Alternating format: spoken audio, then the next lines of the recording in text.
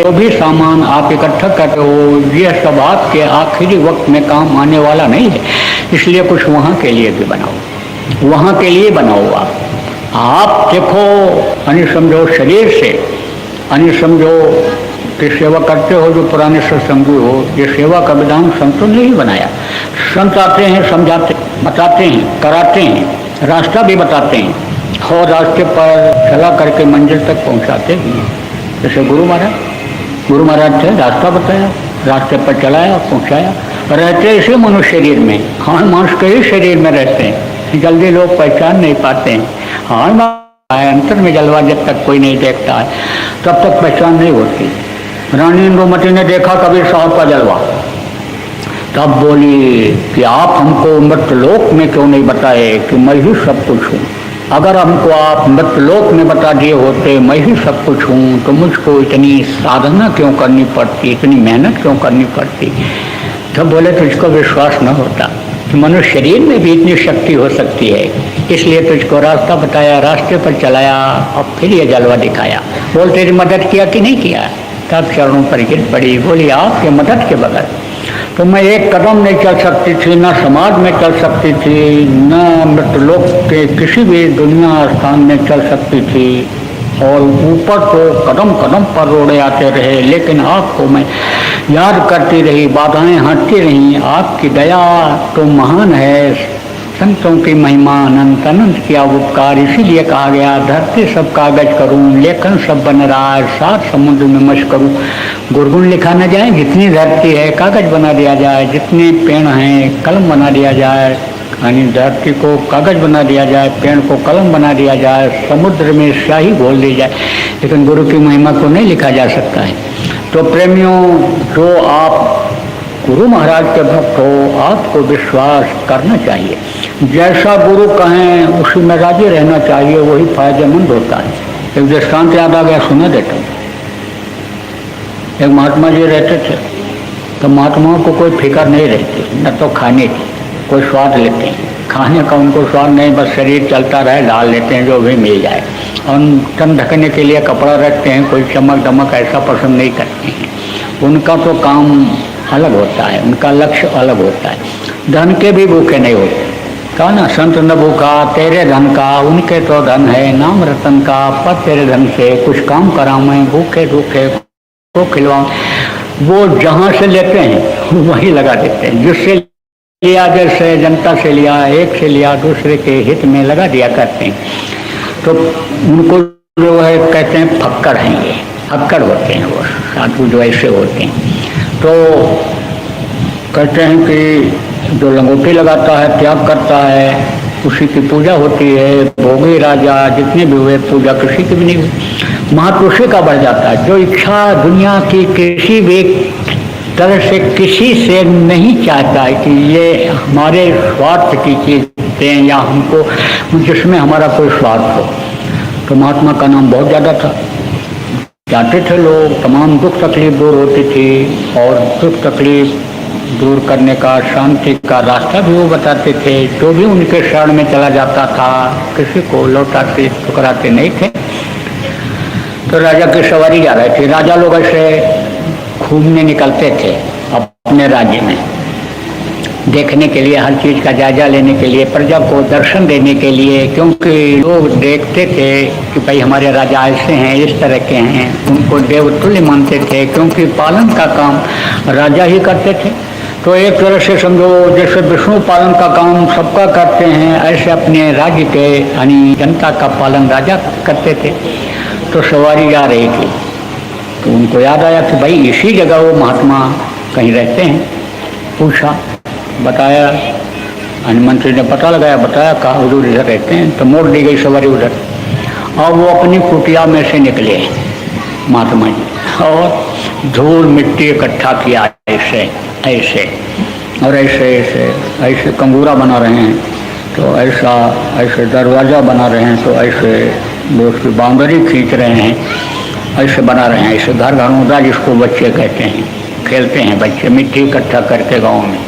मिट्टी से बड़ा तत्व मिलता है बच्चों को।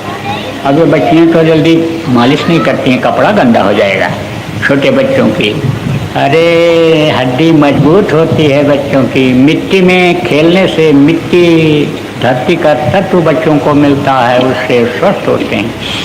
देखो बच्चे जो गांव के हैं कितने स्वस्थ रहते हैं, और आप लोगों के बच्चे छींकते रहते हैं, लेकिन करते रहते हैं, कंधे पर डाल करके अस्पताल में ले जाती रहती हो। यही सब कारण है, सीख नहीं पाती हो बच्चों की परवरिश किस तरह से किया जाए।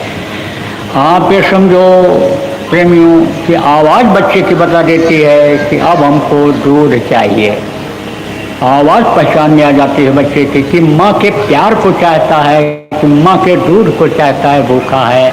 तो इस तरह से आप देखो बच्चा को दूध पिलाती चली जाती हो, कोई पहचान नहीं है, सत्संग में आती नहीं हो, सत्संग सुनती नहीं हो, तो पहचान में नहीं आता है कि कैसे परवरिश की जाए। पिला दिया जाता दूध, मुँह से निकलने लग गया। अरे कंधे पर डालो, फटाफट थपाथप पेट दबाओ, या लेटा करके पेट दबा दो, दूध पचना शुरू हो जाएगा। जैसे केला खाने के बाद इलायची खा लेते हैं, हजम हो जाता है। जैसे बेर खाने के बाद गन्ना चूस लेते हैं, हजम हो जाता है। चावल ज़्यादा खा लेने के बाद नारियल का पानी पी लेते हैं, या नारियल का टुकड़ा खा लेते हैं, हजम हो जाता है। सब उनका भी हजम हो जाता है। तो वो ऐसे खेल कर रहे थे, ऐसे बैठे हुए। राजा पहुंचा तो कह रहे ये महात्मा, ये कौन महात्मा, तो फक्कड़ है, तो खेल खेल रहे हैं, बच्चे हैं। हर स्वभाव में आ जाते हैं, क्योंकि हर किसी का दिल जीतना रहता है। संतों को गुरु महाराज देखो जैसी बचपनी की बात बच्चों से करने लगते थे कि लोग कहते थे ये महात्मा है। गुरु महाराज हमारे वहाँ गांव पर जब मैं रहता था, गांव छोड़े हुए तो बहुत दिन हो गया, 40 साल, तो समझो कि गुरु महाराज के पास था, कभी कभी आना जाना रहा। आप तो इधर बहुत दिनों से नहीं जा पाया। तो गए घर पर, तो अंगूर लगा हुआ था आंगन में।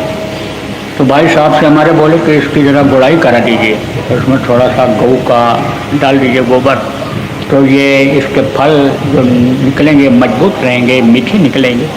गाँव वालों ने कहा अरे बाबा ये भी जानते हैं, खेती करना भी बाबा जानते हैं। बाबा लोगों को क्या पता कि खेती कैसे की जाती है। बाबा तो बैठे भोजन दे मुरारी, ओ मसरत लगा करके बैठ जाते हैं बाबा लोग, बढ़िया कपड़ा पहन करके, ओ दिखावे के हट्टे कट्टे दिखते हैं। उनको तो जबरदस्ती लोग दे आते हैं, लो महाराज खाओ, और वही तकलीफ दे हो जाता है। गृहस्थों के टुकड़े न उंगुल के दांत, तो भजन करे सो करे नहीं तो खाए। हाँ, तो ये तो सोच नहीं पाते। तो आलोचना बुराई तो मुझे किसी नहीं करनी है, लेकिन सही बात मौके पर बोल देना पड़ता है, निकालना पड़ता है।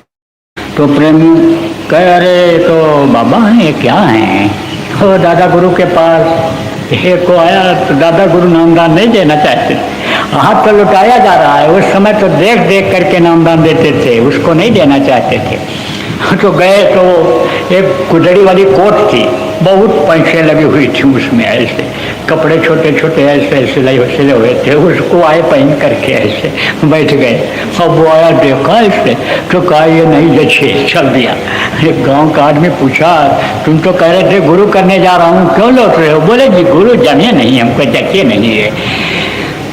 लोगों ने पूछा कि आपने ऐसा क्यों किया? अरे बोले बड़ा कर्मी था, एक बार में नामदान देने लायक नहीं था, एक बार में सफाई करने से बहुत कर्म आते, इसलिए जब बार बार आएगा तो फिर आएगा। दादा गुरु से पूछा फिर आएगा, दर्शन का लाभ तो मिल ही जाएगा, संस्कार तो उसके अंदर बन ही जाएगा, फिर आएगा, बुद्धि तो उसकी भी बदल ही जाएगी। ऐसे एक बार में न बदलती, लेकिन दोबारा फिर बदल जाए। तो देखा, तो राजा ने तो देखा, क्या देखा? हनुमान के शरीर को देखा, उनको नहीं देखा कि उनके अंदर क्या है, उनकी आत्मा कहाँ आती जाती है, इसकी जानकारी राजा को तो हो नहीं पाई। राजा ने कहा महाराज क्या कर रहे हो? अरे बोले राजा महल बना रहा हूँ। महल? ये कैसा महल? अरे ये बहुत कीमती महल है, ये तो लाख लाख टके का महल है। लाख लाख टके का है? टका किसको कहते थे? रुपया को। अभी पूरा बंगाल में अब भी रुपया को टका कहते हैं, टका अच्छे, पिता से कहते टका अच्छे, बच्चे कहते हैं। तो अब आप ये समझो फिर कि उस समय पर बड़ी कीमत थी, सोने जाने सिक्के चलते थे और लाख रुपए बड़ी कीमत थी। लेकिन राजा के लिए लाख रुपया क्या, कुछ नहीं, चाहता तो दे देता। अरे बोला ये फक्कड़ हैं, ये मिट्टी और पत्थर लाख रुपए का ये क्या? अरे ले ले राजा, मौका है तेरे लिए, ये बहुत कीमती महल है। कुछ नहीं, चला गया। रानी की सवारी पीछे आ रही थी, तो रानी ने देखा धार्मिक होती है, कर ही नहीं, क्योंकि घर से कम निकलती हैं। जो घर से बाहर निकलते हैं कमाई के लिए आते हैं, झूठ भी बोल देते, बेईमानी भी कर लेते हैं। कहीं से भी बहुत से लोग तो ये सोचते हैं कि कहीं से भी ले आओ, बड़े आदमी बन जाएं, लोग हमको सम्मान इज्जत देने लग जाएं, बढ़िया गाड़ी में चलने लग जाएं कि उतरे तो प्रणाम करें, सलाम करें। किसको सलाम करते हैं? इसी मिट्टी के पुतले को सलाम करते हैं, इसी को करते हैं, ये ध्यान नहीं रखते। लेकिन सब कर्म करके ले आते हैं पैसा। और ये क्या करती हैं? ये तो अपना सेवा करके और जो खाती हैं उसको अपना यानी बदल देती। यह भी समझ लो जो करता है उसी को भोगना पड़ता है। अच्छा करेगा तो उसको मिलेगा, बुरा करेगा उसको मिलेगा। जो करेगा परिवार में भी करेगा तो समझो कि उसी को मिलेगा, चाहे अच्छा हो चाहे बुरा हो। आप ये समझो कि यानी वाल्मीकि डाकू से यानी सवाल महात्मा ने यही तो किया था कि अपराध जो तुम करते हो ये इसके भागीदार यानी तुम्हारे परिवार वाले भी होंगे या तुम ही होगे। कहे परिवार वालों ने पूछा, ना ना ना ना, पाप के भागीदार हम नहीं होंगे।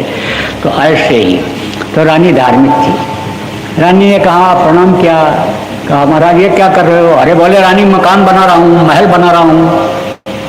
अरे महाराज ये कैसा महल? उसने भी सवाल किया, कहा लाख लाख टके का ये महल है, बहुत कीमती है, तुझको मालूम है?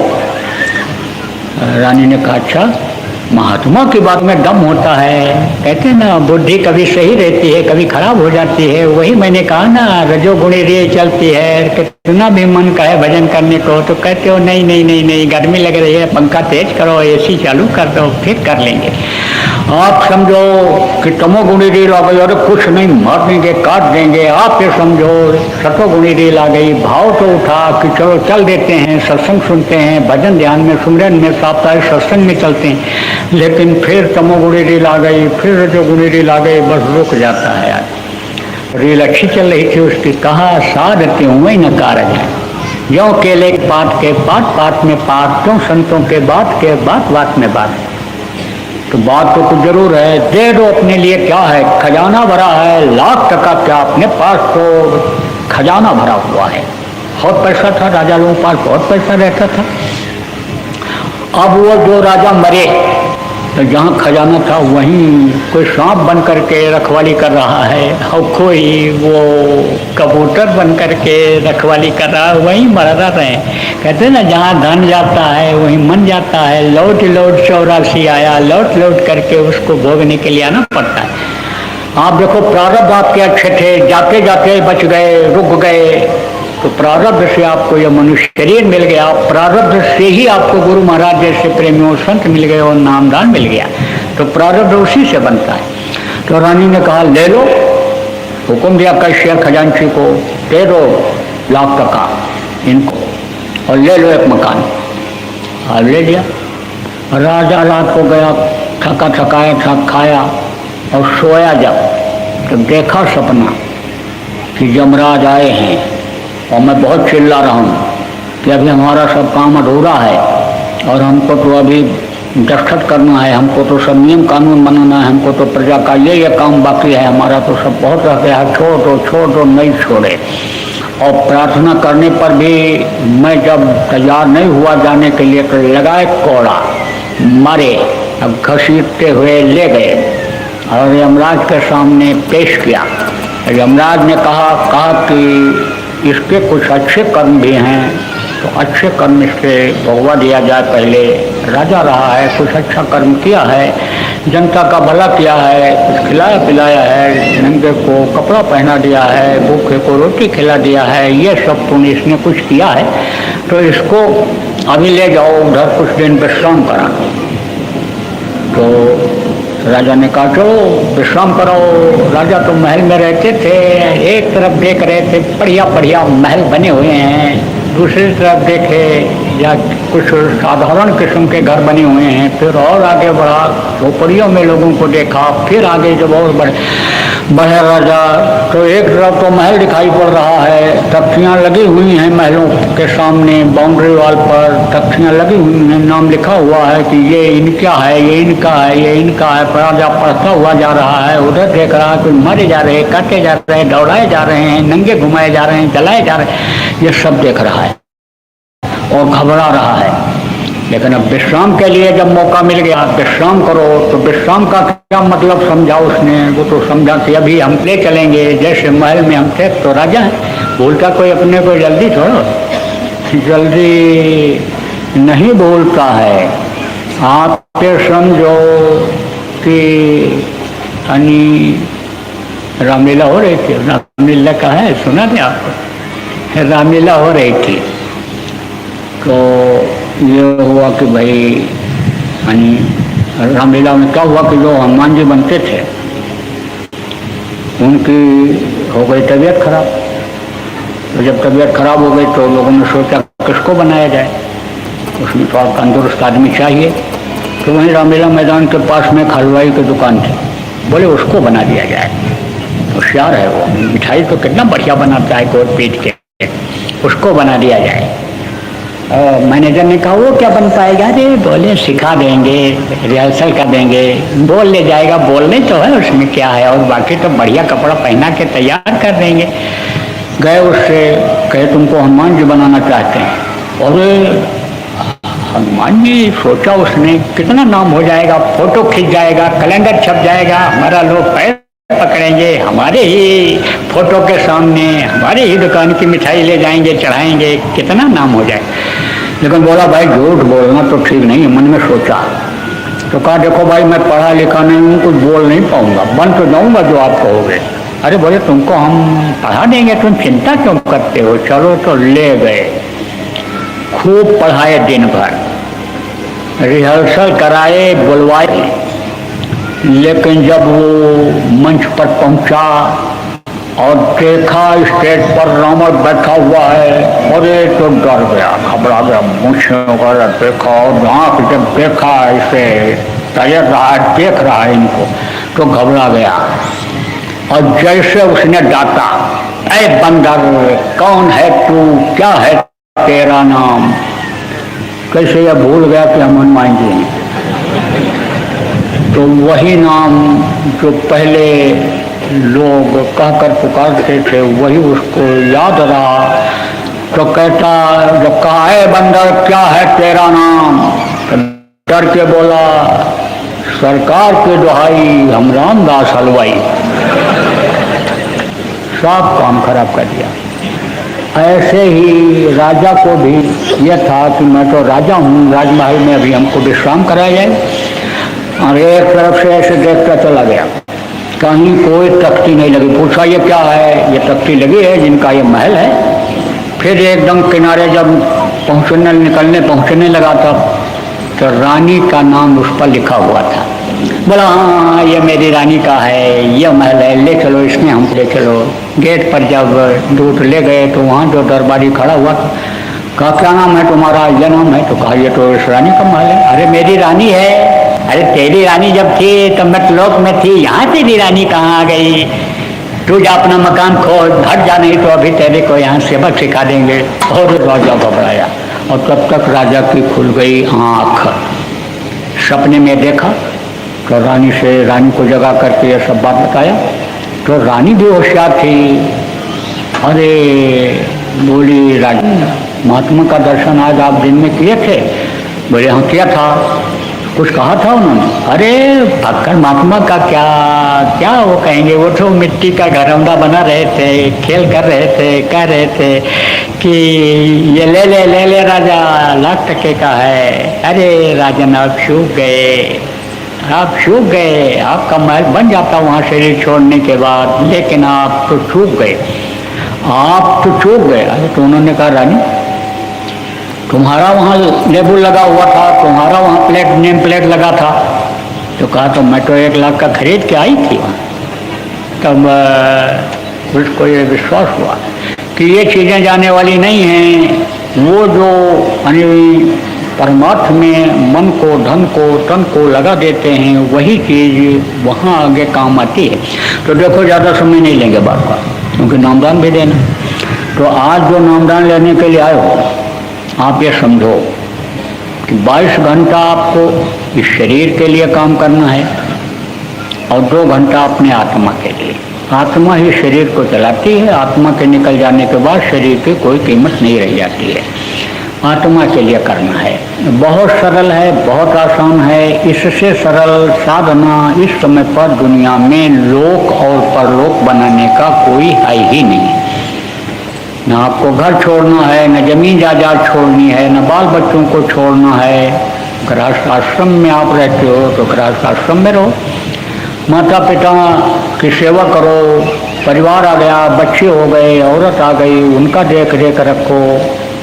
22 घंटा अपने शरीर के चलाने के लिए काम कर लो, खाने का इंतजाम कर लो, कपड़े का कर लो, घर मकान बना लो, सब कर लो। लेकिन 2 घंटा समय निकालो अपने आत्मा के लिए, इसको खुराक दो। ये जब ताकतवर हो जाएगी, ये जब बलवान हो जाएगी, तब करोगे कम, मिलेगा ज़्यादा। यहाँ तक के प्रमाण मिलता है कि जो इच्छा किन्हीं मन माही, हर पता कर दुर्लभ नहीं। जिस चीज़ की इच्छा आदमी करता है उसकी वो इच्छा पूरी हो जाती है। सती सावित्री ने देखो इच्छा ही किया कि पति का प्राण वापस हो जाए। देखो सती अनसुईया ने इच्छा किया कि ब्रह्मा विष्णु महेश छोटा छोटा बच्चा बन जाए। हनुमान जी ने इच्छा किया कि हम छोटे बन करके उड़ करके जाएं और संजीवनी बूटी लेकर के आ जाएं। छोटे बन गए। जब वहाँ पहुँचे देखा संजीवनी बूटी पहचान में नहीं आ रही है तो लोग पहाड़ ही उठा करके लेकर के चले। तब भारी भरकम शरीर बनाने की इच्छा किया, गरिमा शक्ति उनके अंदर आ गई और उसको उठाया पहाड़ को और ला करके रख दिया यहाँ। तो इच्छा करने से ही ये सब अरिमा गरिमा महिमा लघुमा ये सब सिद्धियाँ आ जाती हैं। दुनिया की ये सारी चीज़ अपने आप मिलने लग जाती है प्रेमियों, तो दुनिया बन जाती है। और दीन बनना किसको कहते हैं? ऊपर के लोकों में, देवी देवताओं के लोकों में, उधर ब्रह्म ब्रह्मात्म लोकों में जब जीवात्मा ये जाने लग जाती है तो वहाँ की ताकत इसमें आ जाती है। वहाँ जितनी भी जीवात्माएं पहुँच जाती हैं वहीं की पूरी ताकत आ जाती है। आप ये समझ लो कि परछाई इधर चक्रों पर इन देवताओं के लोग देख लेते हैं, उनके अंदर भी वो शक्ति आ जाती है। बुरा चक्र का भेदन करने वालों के अंदर त्याग की भावना आ जाती है। आप ये समझो कि मल त्याग करने का स्थान वही होता है, त्याग की भावना आ जाती है। यहाँ से क्लिंग क्लिंग की आवाज़ होती रहती है। आप ये समझो आगे बढ़ते हैं, जब नभी इंद्रिय चक्र पर पहुँचते हैं तो वहाँ पर सरस्वती का दर्शन जब होता है तो समझो वाक्य में सरस्वती का निवास रहता है। कुछ भी बोलें, कुछ भी कहें, कुछ भी उसमें सिद्धि, बहुत सिद्धियाँ आती हैं। कहाँ तक आपको बताऊँ कम समय में। तो ये सिद्धि तो परछाई पढ़ने से मिल जाती है। उनका दर्शन होगा तो सिद्धियाँ मिल जाएंगी। उनका दर्शन जब होगा उन्हीं का रूप हो जाता है, उन्हीं की ताकत मिल जाती है। तो अपनी आत्मा को वहाँ भी पहुँचाओ आप, सीधा सरल रास्ता आज आपको बताऊँगा जो हमारे गुरु महाराज बताते रहे। नामदान देना यह कोई आसान काम नहीं, बहुत कठिन काम है। लेकिन यह इतिहास बता रहा है कि एक समय पर एक संत ने, जब से संतों का प्रादुर्भाव हुआ, एक ही आदमी को नामदान देने की मान्यता दिया है। शिष्य तो बहुत थे, नामदानी तो उनके बहुत थे, लेकिन एक ही को दिए। जैसे कबीर साहब ने नानक जी को दिया। नानक जी जो अपने शिष्यों को देते रहे, वो जो गुरु गोविंद सिंह थे वो रतनराव जी को दिया। रतनराव जी के बहुत शिष्य थे, लेकिन उन्होंने श्यामराव जी को दिया। श्यामराव जी ने यानी इनको आपके दिया। राधा स्वामी का जो विष्णुदयाल जी महाराज नाम आगे बढ़ाए और फिर विष्णुदयाल जी महाराज को दिया। विष्णुदयाल जी महाराज ने भूदेराज जी महाराज को अधिकार दिया। उनके भी बहुत शिष्य थे, यानी गुरु महाराज के भी बहुत गुरु भाई थे, लेकिन अधिकार किसी को नहीं दिया, गुरु महाराज को दिया। तो एक समय पर एक को अधिकार मिलता है। अब आप ये समझो जिसको अधिकार मिलता है उसके मुँह से जो निकला हुआ नाम होता है वही फलदायी होता है। पीपल, पकड़, आकड़ और रसाल ये 3 पेड़ होते हैं। तो पीपल, पाकड़ और रसाल का बीज अगर नीचे गिर जाए, फल गिर जाए तो जमता नहीं। पक्षी जब फल को खाता है और बीज को नीचे गिरता है, गिराता है, उसके मुंह से जो निकला हुआ बीज जमीन में गिरता है वो जमता है, वो जमता है। तो आपको प्रेमियों समझने की जरूरत है कि नामदान अगर नहीं दिया जाएगा तो अधिकार जब दिया है कहीं को तो कैसे मिल पाएगा लोगों को। दूसरी बात, गुरु की आज्ञा का उल्लंघन हो जाएगा। नामदान देना नहीं चाहता था तो एक बात तो पहले ही बोल के गए थे, नए लोगों को नामदान देंगे और पुरानों की संभाल करेंगे। मेरे लिए मुझको मंच के बगल खड़ा करके कर गए थे और दोबारा फिर आदेश दिया नामदान देना शुरू कर दो। नामदान दे दोगे या भजन करने लगेंगे, मान लो शरीर भी छूट गया तो मनुष्य शरीर मिल जाएगा, क्योंकि मनुष्य शरीर ही पाना बड़ा मुश्किल काम है।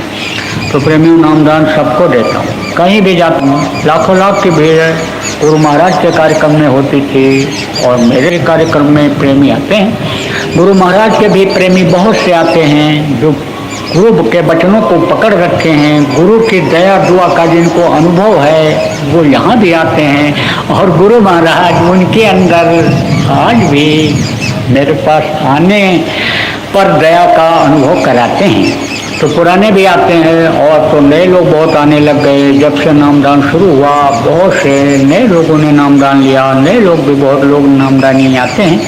तो अब आके समझो नामदान तो सबको देता हूँ।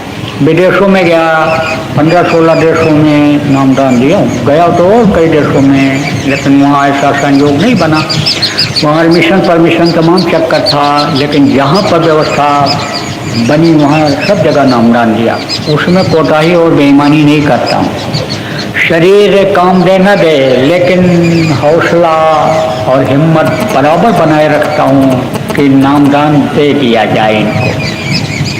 तो प्रेमी नामदान दूंगा, लौटाऊंगा नहीं, अनमोल चीज आपको दूंगा। वो नाम दूंगा जो ध्वन्यात्मक नाम है। आप ये समझो जिस नाम से, जिस शब्द से सारा संसार बना, अंडपिंड ब्राह्मण देवी देवता बने, वो नाम आपको बताऊंगा। जिसके लिए संतों ने कहा, यानी समझो कि नाम कर जो केवल नाम अदारा, सुमे सुमेरे नरोतर ने पारा, नाम ले तो बहुत सुखाई, वो नाम आपको बताऊंगा।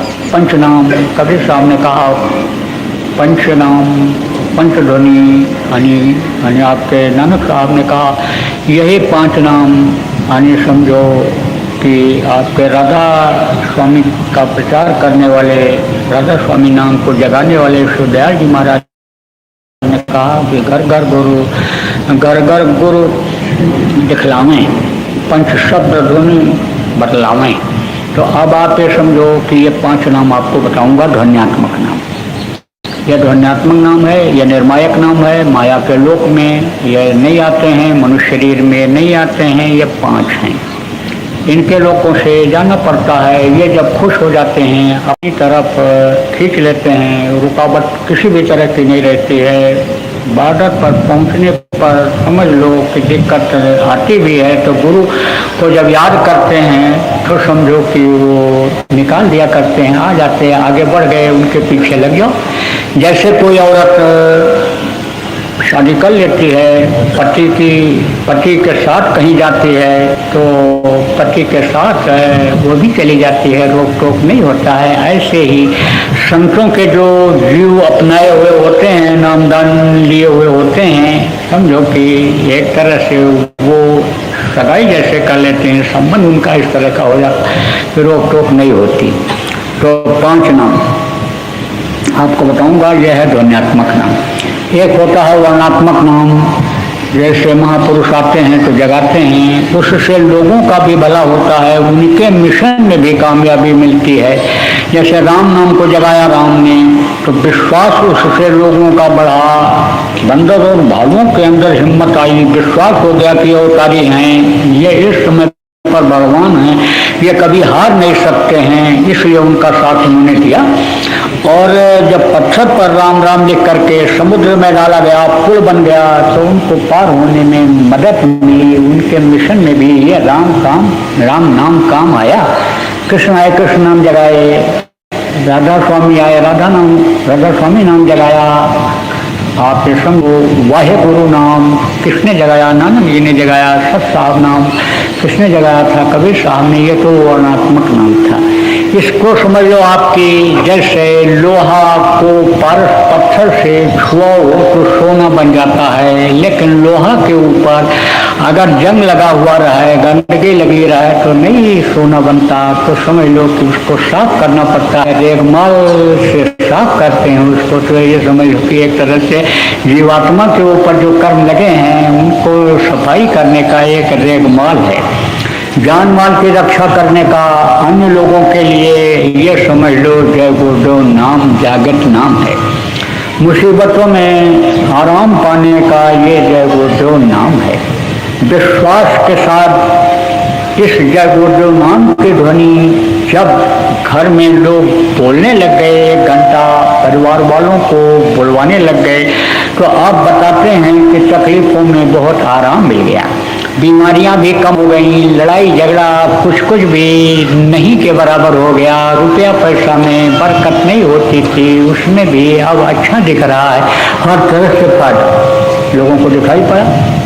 जब आया कोरोना और कहा जाता था, नहीं मानते थे, कहते थे हम तो सत्संगी हैं, गुरु तो रक्षा करेंगे ही, गुरु तो सब कुछ हैं। ये नहीं देखे कि हम मनमुख गुरु हैं, मनमुख चेला हैं, गुरु हमारे कहते हैं गुरुमुख बनो, लेकिन यानी मनमुखी काम करते हैं। तो जब हुआ कोरोना तब फिर याद किए गुरु को, याद तमाम फोन आते थे उस समय पर। कोई कहता था भाई को हो गया, कोई कहता पत्नी को हो गया, कोई कहता रिश्तेदार को। आए दिन ये फोन सुनने वाले परेशान हो जाते थे, समझो जो हमको हालचाल बताते हैं फोन से ये कई लोग। लेकिन जब बताया गया कि निमित्त मात्र के लिए यह दवा करो, कहीं खोजना नहीं है, तुम्हारे ही पास है, इसको आप इस्तेमाल करो, जय गुरुदेव नाम की धुनी बोलो।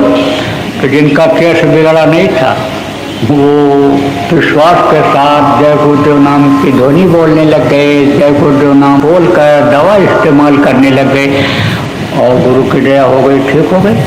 तो जय गुरुदेव नाम ये समझ लो प्रेमियों, यानी इस समय पर डूबते हुए को यानी समझ लो जैसे कोई समुद्र में डूब रहा हो, खंभा पकड़ में आ जाए, जान बच जाए, ऐसे खंभे की तरह से डूबते हुए के लिए सहारा। तो जय गुरुदेव नाम की ध्वनि आप लोग बुलवाना शुरू कर दो, घर से निकलो जय गुरुदेव नाम की ध्वनि बोलो, रास्ते में जा रहे हो, ट्रेन में बैठे हो, बस में बैठे हो, अंदर ही जय गुरुदेव नाम ध्वनि बोलते रहो, दुकान खोलने से पहले ध्वनि बोलो।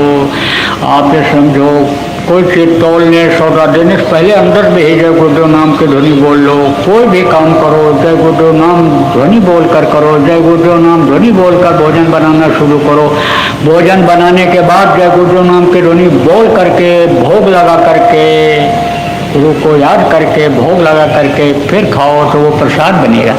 फिर वो खाना नहीं रह जाएगा, खाना भोजन नहीं रह जाएगा, वो प्रसाद हो जाएगा। प्रसाद फलदायी होता है, प्रसाद के लिए दौड़ पड़ते हैं लोग, चाहे यानी गिर पड़े दांत टूट जाए, प्रसाद का नाम सुन करके दौड़ते हैं।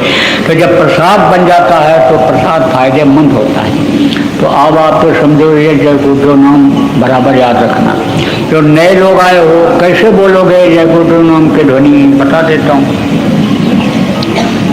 जय गुरुदेव जय गुरुदेव जय गुरुदेव जय जय गुरुदेव।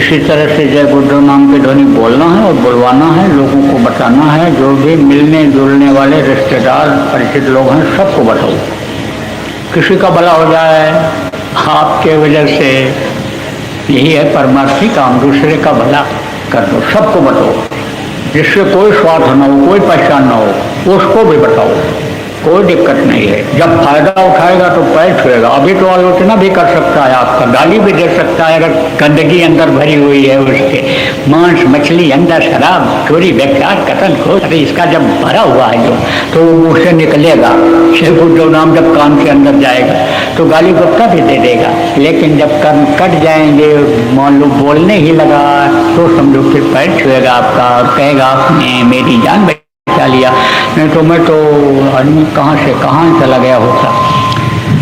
तो ये तो है वर्णात्मक नाम मुँह से लेने वाला। अब ध्वन्यात्मक नाम है 5, वो मैं आपको बताऊंगा। जिसका नाम होता है, उसका रूप होता है, उसका स्थान होता है, उसकी आवाज़ होती है। जैसे आपका नाम है, आपका रूप है, ये चेहरा, आपका स्थान है, ऐसे ही 5 ध्वनि हैं, इनका नाम है, इनका रूप है, इनका स्थान है, इनकी आवाज़ है। तो वो मैं भी आपको बताऊंगा, रटाऊंगा, याद कराऊंगा। जितना भी आप याद कर सको याद कर लो, जो न याद हो पावे उसका लिखा हुआ कागज यहीं आपको मिल जाएगा। न मिल पावे तो पुराने लोगों से पूछ करके, लिख करके और कागज को फाड़ करके कहीं सुनसान जगह पर फेंक देना, बताना मत किसी। अगर आप बता दोगे तो उसका तो कोई फायदा होने वाला नहीं है, और ये अगर नाराज हो गए तो नुकसान हो जाएगा, इसलिए बताना मत। अभी आपको ध्यान लगाना बताऊंगा, भजन करना सिखाऊंगा। भजन में आपको वो अनहद वेदवाणी, आकाशवाणी सुनाई पड़ने लग जाएगी, आपको ऊपर का दृश्य दिखाई पड़ने लग जाएगा, तो जल्दी हजम नहीं कर पाओगे, लोगों से बताने लग जाओगे। इसलिए आपको हजम करना है, उसको बताना नहीं है। बता दोगे तो तुरंत बंद हो जाएगा। जो कभी नहीं देखा, जो कभी नहीं सुना, जो अद्भुत चीज़ है आपके लिए, वो चीज़ जब मिलेगी और फिर चली जाएगी। जैसे चौथेपन में किसी के लड़का पैदा हो और 6 दिन के बाद मर जाए तो कितना रोता चिल्लाता है कि बुढ़ापे में लड़का भी पैदा हुआ और वो भी चला गया। ऐसे हो जाता है कि बहुत दिनों से तो शब्द आपको सुनाई नहीं पड़ा, शब्द आपको खींच कर ले नहीं जा पाया उधर, आपने तो कुछ देखा सुना नहीं, और अब मिल गया तो जब चला जाएगा तो ये जीवात्मा रोएगी, चिल्लाएगी, तड़पेगी, ये रात दिन मोहि नींद ना होए भावया। जब बेरा सताती थी मीरा को तो कुछ अच्छा नहीं लगता था, राजपाट धन दौलत मान प्रतिष्ठा सब भूल जाती थी, दौड़ पड़ती थी अपने रविदास गुरु के पास चरणों में गिर करके और दया मांगती थी कि दया उमड़ाओ, विरह पैदा करो, तड़प पैदा करो, आप दया करोगे तभी कुछ होगा। तो आप बताना मत किसी को प्रेम, जो कुछ भी दिखाई सुनाई पड़े मत बताना। और 3 चीज समझो आप, सुमिरन, ध्यान और भजन। सुमिरन कहते हैं माला जपने को, दूसरा है ध्यान, ध्यान किसको कहते हैं, आँख से देखने को। तीसरा है भजन, भजन किसको कहते हैं, कान से सुनने को भजन कहते हैं। 3 चीज और समझो, 3 आँख, 3 कान और 3 नाक। 2 आँखें बाहर, जिससे बाहर की चीज दिखाई पड़ती है। एक आँख अंदर में है जिसको दिव्य दृष्टि, आत्मचक्षु नेत्र कहते हैं, उससे ऊपरी लोगों की चीजें दिखाई पड़ती हैं। 2 कान ये बाहर, इससे बाहर की आवाज आती है, और अंदर में जो कान जीवात्मा के है उससे जो वो शब्द जो उतर रहा है, आयतें उतर रही हैं, जिसको कलमा कहा गया, दैवी आवाज साउंड का, यानी समझो स्पिरिचुअल मास्टर ने, संतों ने जिसको अनहद वाणी जो हृदय में 24 घंटे हो रही है ये कहा, वो यानी उस कान से सुना जाता है। तो 2 कान बाहर, 1 कान अंदर, 2 कान यानी 2 आँख बाहर, 1 आँख अंदर, 3 आँख 3 कान और 3 नाक। एक सूरा के दाहिनी तरफ और एक के बाईं तरफ, ये 2 नाक है। और 1 नाक अंदर जीवात्मा में है, उससे ऊपरी लोगों की खुशबू मिलती है। तो 3 आँख 3 कान 3 नाक, सुमिरन ध्यान भजन 3 चीजें, और 5 नाम 5 रूप 5 स्थान 5 की आवाज, ये मैंने आपको बताया। अब दूंगा नामदान।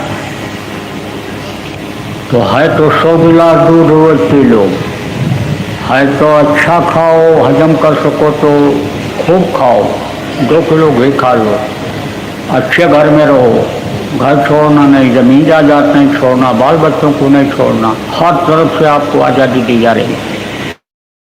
लेकिन ऐसी चीज़ मत खाना कि जिससे यह मंदिर ही गंदा हो जाए, और जहाँ से पूजा उपासना करो एक न कबूल हो और सजा अलग से मिल जाए। आप ये समझो कि जहर खा ले आदमी तो मरेगा ही, चाहे जान में खाए चाहे अनजान में खाए, इसलिए गलती मत करना। आप मांस मत खाना, मछली मत खाना, अंडा मत खाना, और शराब जैसा बुद्धिनाशक नशे का सेवन मत करना कि जिससे ये शरीर अपराधी हो जाए, पापी हो जाए। मन ये पाप करा दे शरीर से, ऐसा काम मत करना। मन ही कराता है, मन ही मांस खिलाता, मन ही शराब खिलाता, मन ही जुआ खिलाता, मन ही मार खिलाता, मन ही पान फूल खिला देता है, मन ही जो है भोजन करा देता है, मन ही सब कराता है शरीर से। तो ये मन जब ये कामी हो जाता है, क्रोधी हो जाता है, लोभी लालची हो जाता है, तब आदमी आप ये समझो कि अपने अस्तित्व को खत्म कर देता है। जो उसका मिशन होता है, आगे बढ़ने का जो लक्ष्य होता है, उसमें बाधा आ जाती है। इसलिए ऐसा काम प्रेमियों मत करना। मांस मछली अंडा शराब का सेवन मत करना, और दूसरी औरत के साथ बुरा कर्म मत करना। बच्चों, दूसरे पुरुष के साथ बुरा कर्म मत करना। ये तुमको नहीं मालूम है कि कितना पाप लगता है इससे, शरीर कितना नापाक हो जाता है, ये तुमको नहीं मालूम है। अभी तो आपके ऊपर दया जारी है, कुछ सेवा करते हो, भजन कुछ थोड़ा बहुत करते हो, कुछ लगन है, प्रेम है, धार्मिकता है, लेकिन कर्म जब खराब बन जाएंगे और ये कट जाएंगे तो सजा मिलने लग जाएगी। इसलिए साफ बात हमको कहना है, माहौल बहुत खराब हो रहा है, शहरों का तो और ज़्यादा खराब हो रहा है, इसलिए अपने को संभालने की ज़रूरत है। तो देखो, मांस मत खाना, मछली मत खाना, अंडा मत खाना, शराब मत पीना और व्यभिचार मत खाना। आपको नामदान देता हूँ, यही आपकी होगी दक्षिणा। और कोई लोटा धोती लंगोटी नहीं मांगा जा रहा आपसे, कोई घर नहीं छुड़वाया गया, कंठी नहीं बांधी जाएगी, छाप नहीं लगाया जाएगा, सिर नहीं मुड़वाया गया, कपड़ा नहीं बदलाया गया, जैसे हो ऐसे रहना।